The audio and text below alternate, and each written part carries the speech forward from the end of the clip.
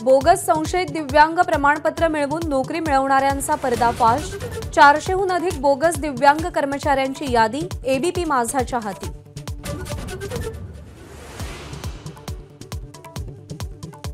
सरकारी योजनांच्या प्रचारासाठी योजना दूत, तरुणांना रोजगाराची संधी, दरमहा 10,000 रुपये मानधन मिळणार।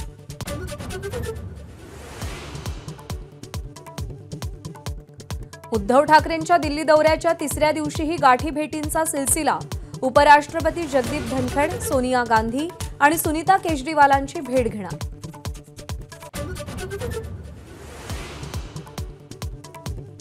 निवडणूक जाहीर होण्याआधीच भाजपची पहिली यादी येऊ शकते।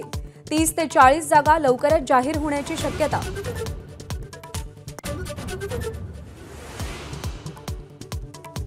अजित पवारांच्या राष्ट्रवादीच्या जनसन्मान यात्रेचा आज दिंडोरी विधानसभा मतदारसंघातून शुभारंभ।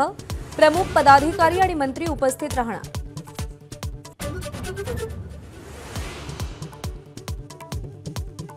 शांतता रॅलीत दगडफेक करण्याचं षडयंत्र, मनोज जरांगेंचा फडणवीसांवर थेट आरोप। फडणवीसांच्या इच्छेवरून धाराशिव आंदोलकांवर गुन्हा दाखल झाल्याचा दावा।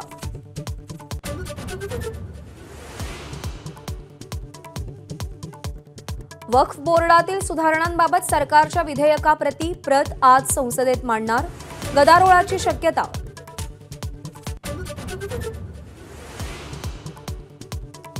बांगलादेशच्या हंगामी सरकारचा आज शपथविधी। नोबेल विजेते मोहम्मद युनूस शपथ घेणार, तर इतर कोणत्याही देशाचा आश्रय मिळेपर्यंत शेख हसीना भारतात राहणार।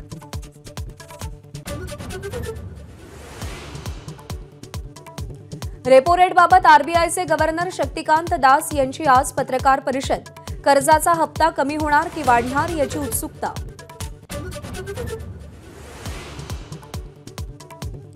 मुंबईमध्ये हक्काच्या घरांचं स्वप्न पूर्ण करणाऱ्यांसाठी गुड न्यूज। 2030 घरांसाठी म्हाडाची लॉटरी जाहीर। उद्यापासून ऑनलाईन अर्ज नोंदणी प्रक्रिया।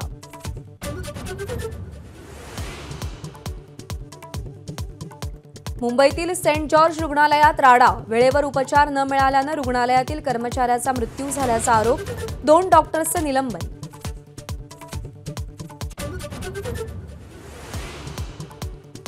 कोल्हापूरच्या कळंबा जेलमध्ये 46 मोबाईल फोन्स पुन्हा सापडले। गेल्या 4 महिन्यात शेकडो फोन्स जप्त।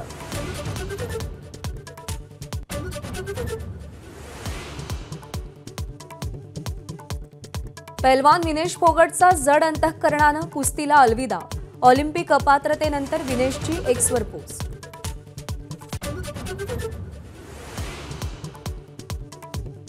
भारताला आज 2 पदकांची आशा। भालाफेकीमध्ये नीरज चोप्रा सुवर्ण पदकासाठी मैदानात उतरणार, तर कांस्य पदकासाठी भारतीय हॉकी संघ स्पेनशी भिडणार।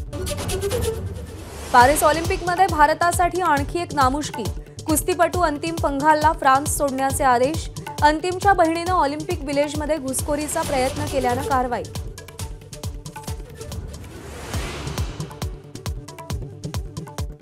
अंतराळात अडकलेले सुनीता विल्यम्स आणि बूच विल्मोर फेब्रुवारी 2025 पर्यंत पृथ्वीवर परतण्याची शक्यता। अंतराळवीरांना माघारी आणण्यासाठी नासाकडून पर्यायांची चाचपणी। एबीपी माझा, उघडा डोळे बघा नीट।